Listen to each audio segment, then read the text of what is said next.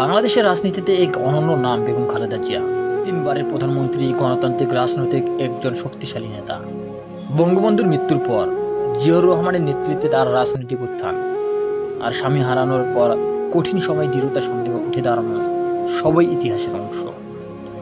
1991 সালে প্রথম নারী প্রধানমন্ত্রী হিসেবে দায়িত্ব নিয়ে অর্থনীতি, যোগাযোগ ও প্রশাসনে রাখেন গুরুত্বপূর্ণ ভূমিকা।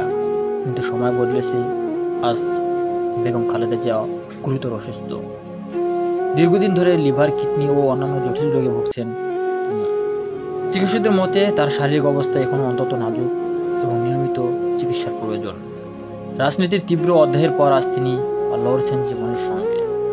ইতিহাস, নেতৃত্ব, মানবিকতার জায়গা থেকে বেগম খালেদা জিয়ার এই সংগ্রাম এখন সারা দেশের নজরে। তিনি দেশের প্রতিটি মানুষের কাছে এক আপসীন নেত্রী।